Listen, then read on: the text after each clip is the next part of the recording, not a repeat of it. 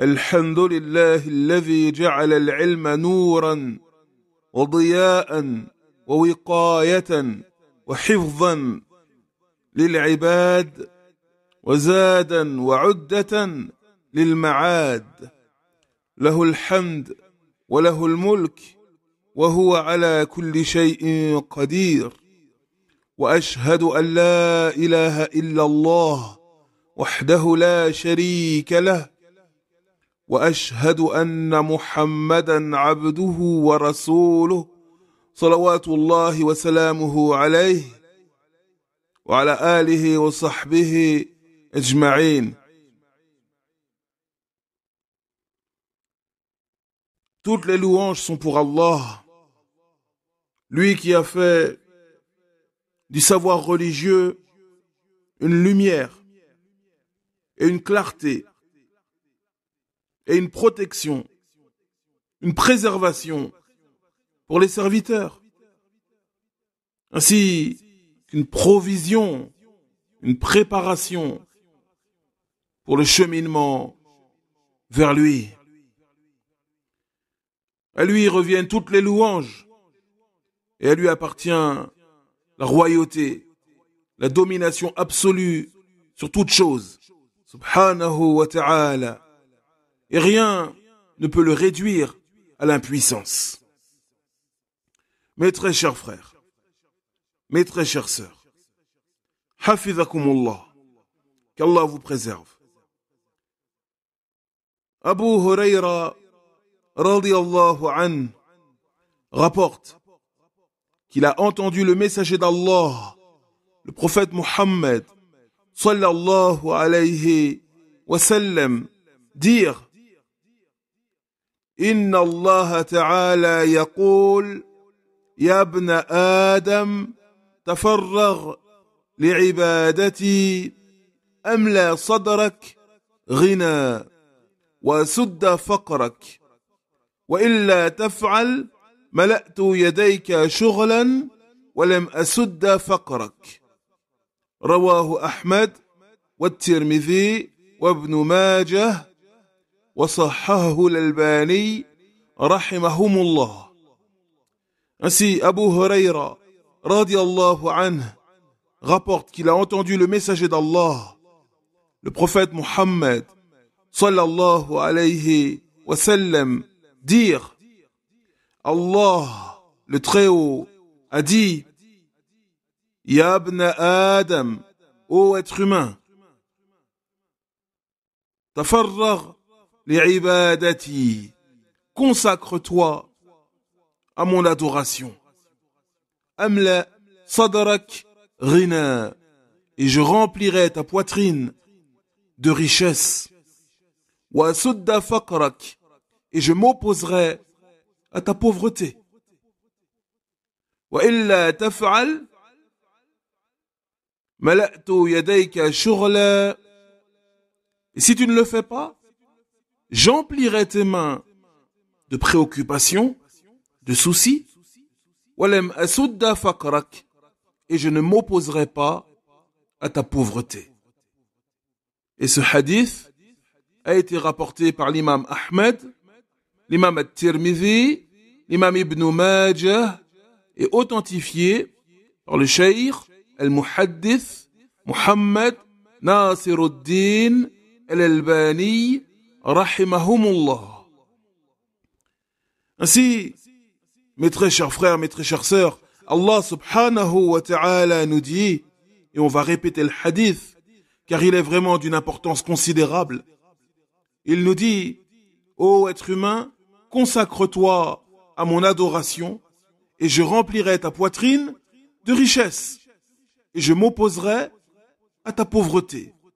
Et si tu ne le fais pas, wa illa taf'al, et si tu ne le fais pas, alors je remplirai tes mains de préoccupations, de soucis, et je ne m'opposerai pas à ta pauvreté. يخاطب الله تبارك وتعالى في هذا الحديث العظيم ابن آدم قائلا له: تفرغ لعبادتي. Allah, ici, s'adresse à l'être humain, à chacun d'entre nous, et il nous dit, tafarrar li'ibadati, consacre-toi à mon adoration. Consacre-toi à mon adoration.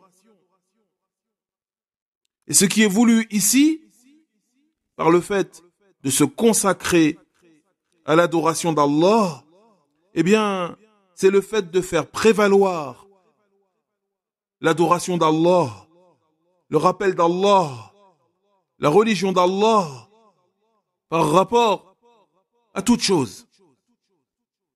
Le fait de faire de la religion d'Allah, de son adoration, la priorité de nos vies.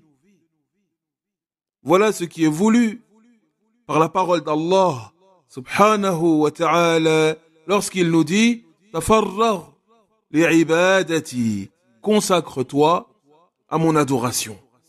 C'est-à-dire, fais en sorte, ô serviteur d'Allah,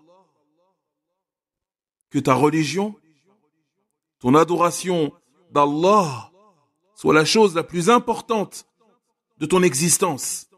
La priorité des priorités.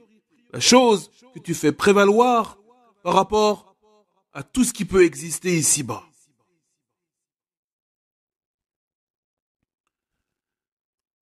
Et ceci implique, bien entendu, de mettre en application les ordres d'Allah, subhanahu wa ta'ala, ses commandements, et également de s'écarter de tout ce qu'il a interdit.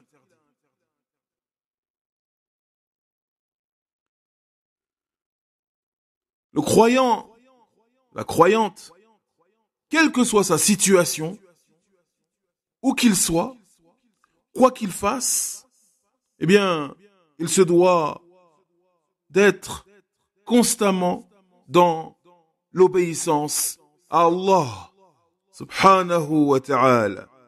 Rien ne doit le détourner de ce but.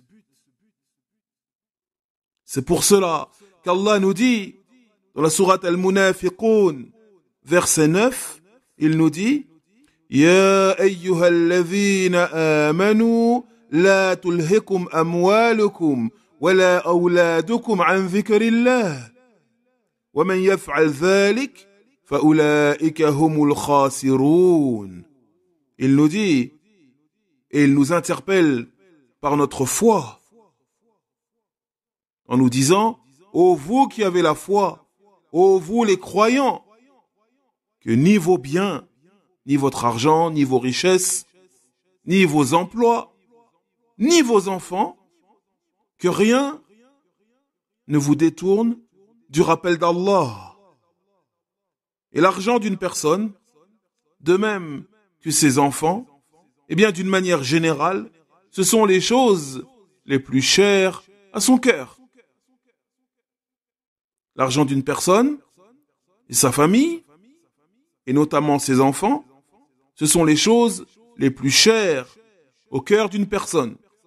Ainsi, Allah nous dit, ô vous les croyants, que ni vos biens, ni vos richesses, ni vos enfants ne vous détournent du rappel d'Allah. وَمَنْ يَفْعَلْ ذَلِكَ فَأُولَئِكَ هُمُ الْخَاسِرُونَ. Et quiconque fait cela, eh bien assurément, il fait partie des perdants. Toute personne qui se détourne du rappel d'Allah, toute personne qui se détourne de la religion d'Allah est perdante.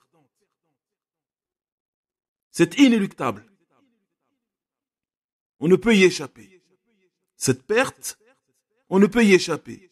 À partir du moment où la personne se détourne du rappel d'Allah, eh bien cette personne est perdante.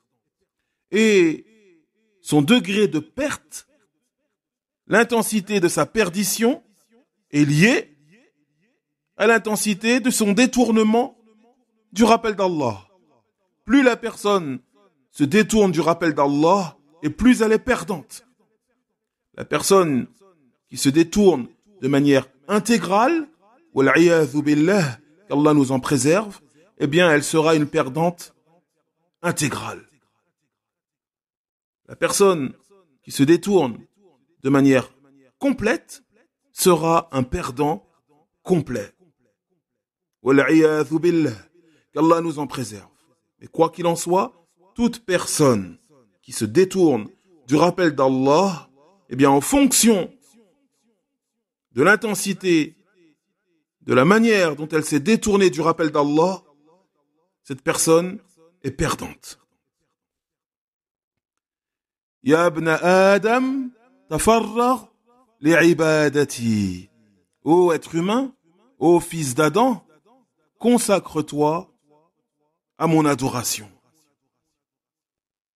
ثم يبين الله تبارك وتعالى ما يعطيه لمن يتفرغ للعبادة. قال: أملأ صدرك غنى.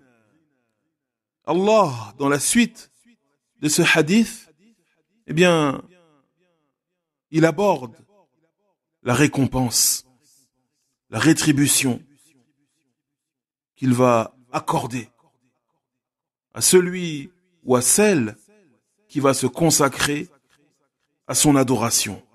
Il nous dit: Amla sadraka ghina. Je remplirai ta poitrine de richesse. Et la poitrine, la cage thoracique, c'est ce qui contient le cœur. Mais Allah ne nous dit pas: je remplirai ton cœur de richesse. Il nous dit: je remplirai ta poitrine. C'est encore plus vaste, encore plus large que le cœur. Ceci comprend bien entendu le cœur de cette personne sera rempli de richesse, mais cette richesse va déborder de son cœur au point d'emplir la poitrine tout entière. Telle est la grande récompense d'Allah. Et la richesse qui est visée ici, la richesse dont nous parle Allah, cette richesse qui est la récompense pour celui ou celle qui va se consacrer à l'adoration d'Allah, eh bien, c'est la richesse de l'âme, bien entendu. Et le fait d'être satisfait de tout ce qu'Allah nous accorde. La personne est riche de l'âme. Et ceci va avoir pour conséquence que tout ce qui va lui parvenir, cette personne en sera satisfaite. Cette personne s'en contentera. Et cette personne sera heureuse de tout ce qu'Allah va lui accorder. Que cette chose soit en petite quantité ou en très petite quantité. La personne sera satisfaite, contente. Et comme a dit le messager d'Allah, alayhi salatu wassalam, warda bima qasama Allahu lak, takun min aghna an-nas. Rawahu at-Tirmidhi wa sahhahahu al-Albani rahimahumullah. Et comme a dit le messager d'Allah, alayhi salatu wassalam, sois satisfait de ce qu'Allah t'accorde et tu seras la plus riche des personnes. Car la richesse, en vérité, ce n'est pas dans les mains qu'elle s'évalue. Ce n'est pas ce que la personne possède. Ce n'est pas ce que la personne possède dans son portefeuille qui va définir, en vérité, si cette personne est riche ou pas. C'est plutôt ce qu'elle a dans son cœur, la richesse de son âme. Et celui qui se satisfait de ce qu'Allah lui accorde, même si cette personne est modeste, si cette personne se satisfait de ce qu'Allah lui accorde, eh bien cette personne est la plus riche des personnes, la plus heureuse des personnes. Véritablement. Tandis que la personne qui possède des millions, qui possède un grand nombre de voitures, plusieurs demeures, des bijoux, des vêtements d'un prix exorbitant.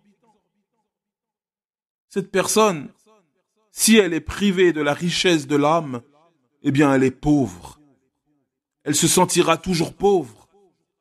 Et c'est pour cela que tu vois ces stars, entre guillemets, de cinéma, de la chanson, du foot, des sports de combat, etc., etc. Ils ont 18 voitures, 5 Porsche, 3 Ferrari, 3 villas sur la côte, un appartement dans telle ou telle grande capitale du monde. Ils ont des costumes, des bijoux, etc., etc. Ils les collectionnent, ils les multiplient, mais ces personnes ne sont pas heureuses. Et c'est pour cela qu'elles achètent plusieurs voitures, plusieurs maisons, plusieurs, parmi tout ce qui existe de cette vie d'ici-bas. Parce que ces personnes ne sont jamais satisfaites. Ces personnes ne sont jamais heureuses de ce qu'elles ont. Quand bien même elles ont 10 millions dans leur main droite et 10 millions dans leur main gauche, eh bien elles se sentent pauvres. Elles en veulent 10 de plus, 20 de plus, 30 de plus. Ces personnes ne sont jamais satisfaites. Et tu les vois. Consomment de la drogue, de l'alcool, et multiplient les péchés. Pourquoi? Parce que ces personnes ne sont pas satisfaites de ce qu'elles ont. Tandis que celui qui se consacre à l'adoration d'Allah, le croyant ou la croyante, qui se consacre à l'adoration du Seigneur des cieux et de la terre, eh bien cette personne sera heureuse du peu qu'elle a. Elle sera satisfaite du peu qu'elle a. Et ça, c'est la baraka d'Allah, la bénédiction d'Allah. Et c'est ce que l'on retrouve dans sa parole lorsqu'il nous dit « Amla sadaraka ghina » je remplirai ta poitrine de richesse. Et il nous dit « Wa asudda faqrak » et je m'opposerai à ta pauvreté. Le Seigneur des cieux et de la terre, celui qui détient toutes choses entre ses mains, s'oppose à ta pauvreté. Tu ne seras jamais pauvre. Et quand bien même tu aurais peu de moyens, tu serais très modeste, eh bien ce peu de moyens que tu as ne te causera jamais de tort. Ce peu de moyens que tu as ne te causera jamais de tort. Pourquoi? Parce qu'Allah s'oppose à ta pauvreté. Et il va mettre une baraka dans ce que tu possèdes. Même si ce que tu possèdes, tu le possèdes en petite quantité. Allah va y mettre sa baraka, sa bénédiction.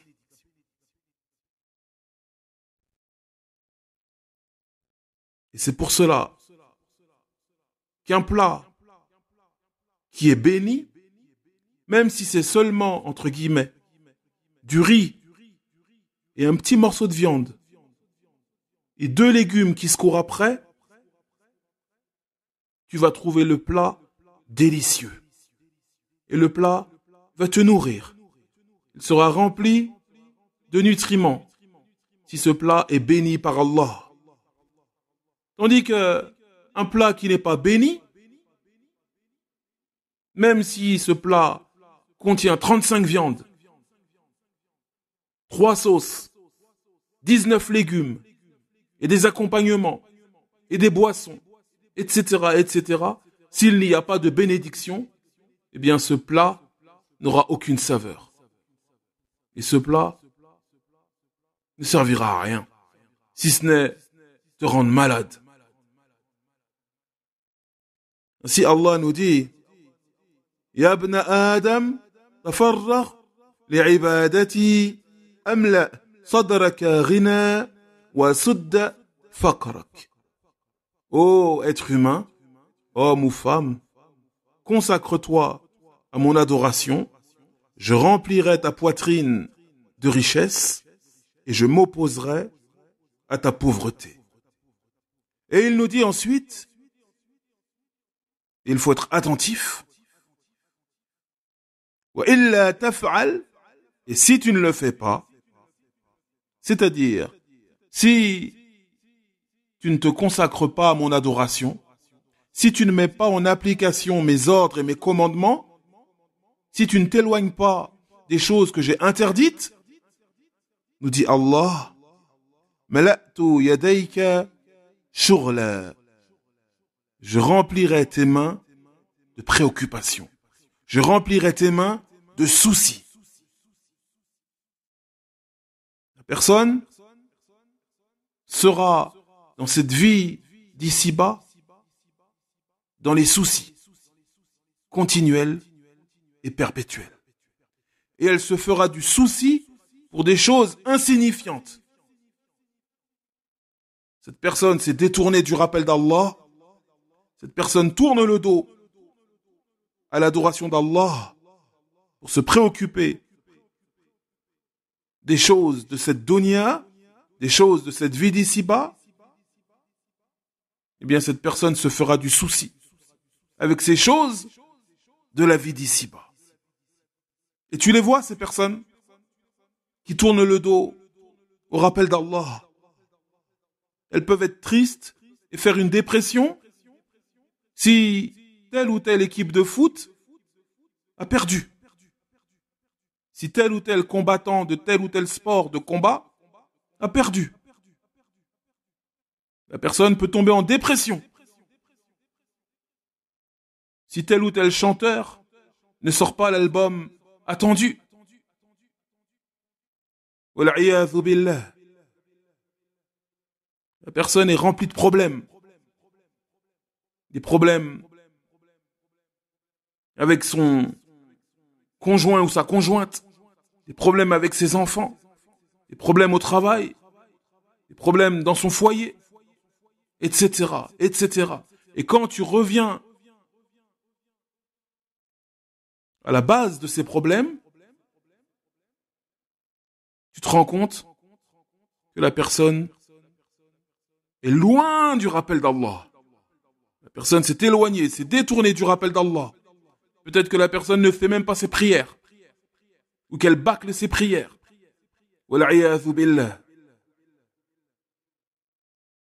En d'autres termes, la personne ne se consacre pas à l'adoration d'Allah. Et celui qui ne se consacre pas à l'adoration d'Allah subhanahu wa ta'ala, eh bien Allah nous dit wa illa taf'al mala'tu yadayka shughlan. Et si tu ne le fais pas, j'emplirai tes deux mains de préoccupations, de soucis. Walam asudda faqrak. Et je ne m'opposerai pas, nous dit Allah, et je ne m'opposerai pas à ta pauvreté. C'est-à-dire que cette personne sera privée de la baraka. Elle sera privée de la bénédiction. Et quand bien même cette personne est riche à milliards, eh bien son cœur sera toujours anxieux. Son cœur sera toujours instable. Personne ne sera jamais satisfaite, jamais apaisée dans cette vie d'ici-bas. Car cette personne est privée de la baraka. Elle est privée des bénédictions d'Allah. Elle est privée des bienfaits d'Allah. Elle est privée de la récompense d'Allah.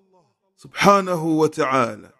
Et la seule chose qu'elle obtient de cette vie d'ici-bas, ce sont des soucis, des problèmes et de la fatigue.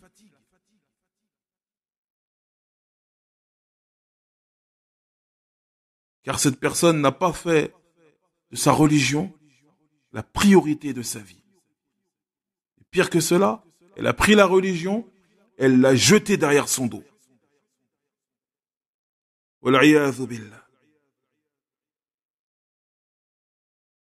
Ce hadith quand on médite sur ses sens, quand on médite sur ce qu'il implique, il est véritablement d'une importance considérable. Le croyant, la croyante, doit organiser sa vie autour de sa religion, autour de l'adoration d'Allah, et non le contraire. Car beaucoup de gens font le contraire. Elles organisent leur religion, elles organisent leur dîn en fonction de leur vie. Si j'ai le temps, je ferai mes prières. Si j'ai le temps et la motivation, cette année, je jeûnerai le mois de Ramadan, ou pas. Parce que ma vie, eh bien, j'ai beaucoup de choses à faire, j'ai beaucoup de responsabilités, etc. Je n'ai pas le temps. La personne a organisé sa religion ou son manque de religion en fonction de sa vie, alors que c'est le contraire qu'il faut faire. Tu dois organiser ta vie en fonction de ta religion. Si tu recherches un emploi, tu veux faire des études, eh bien, regarde si dans cet emploi, dans ces études, tu pourras prier, tu pourras faire tes prières. Tu pourras te rendre le vendredi à la mosquée, oui ou non. Tu pourras jeûner sans difficulté, oui ou non. Tu dois organiser ta vie en fonction de ta religion et non le contraire. Et pour conclure ce modeste rappel, on va citer la parole de Malik ibn Dinar, qui est un savant des premières générations. Et comme il est rapporté dans l'ouvrage Hilyat al-Awliya, la parure des élus d'Allah, il est rapporté qu'il a dit cette parole, une parole immense que l'on va citer. Il a dit « Masakin ahlud dunya, kharaju minha, wa lam yadhuqu atyaba ma fiha » Il a dit, les gens de cette dunya, les gens qui consacrent tous leurs efforts, toute leur énergie, toute leur motivation pour cette vie d'ici-bas, pour goûter les délices de cette vie d'ici-bas, pour profiter des plaisirs de cette vie d'ici-bas, ceux qui consacrent toute leur énergie, tous leurs efforts, toute leur motivation à cela, et par conséquent, tournent le dos et mettent de côté la religion, eh bien, en vérité, ce sont des misérables. Ce sont des misérables, car ils ont consacré toute leur vie à cette dunya, à cette vie d'ici-bas, mais pourtant, la meilleure des choses de cette vie d'ici-bas leur a échappé. La plus douce, la plus sucrée des choses de cette vie d'ici-bas leur a échappé. Et quelle est cette chose? Quelle est cette chose? Lui ont demandé ses élèves. Ils lui ont dit « Wama atyabu ma fiha » Et quelle est la meilleure des choses de cette vie d'ici-bas? Il a répondu « Ma'rifatullah wa mahabbatuh » La connaissance d'Allah et le fait de l'aimer. Le fait de l'aimer véritablement, sincèrement. Et le fait de l'aimer véritablement, sincèrement, implique automatiquement de mettre en application ses ordres, ses commandements, et de s'éloigner le plus possible des choses qu'il a interdites. C'est la meilleure des choses de cette vie d'ici-bas. La plus douce des choses de cette vie d'ici-bas. Et c'est pour cela qu'Allah subhanahu wa ta'ala nous dit Ya ibn Adam, tafarragh li'ibadati amla sadraka ghina wa sudda faqrak. Ô être humain,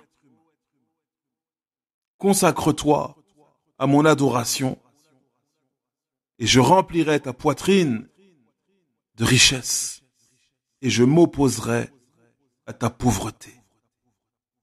La personne qui se consacre à l'adoration d'Allah vit une vie emplie de bénédictions, emplie des bienfaits d'Allah, une vie apaisée, une vie de contentement. Et ce, même si cette personne est touchée par des épreuves et des difficultés. Car Allah accorde à cette personne la richesse de l'âme.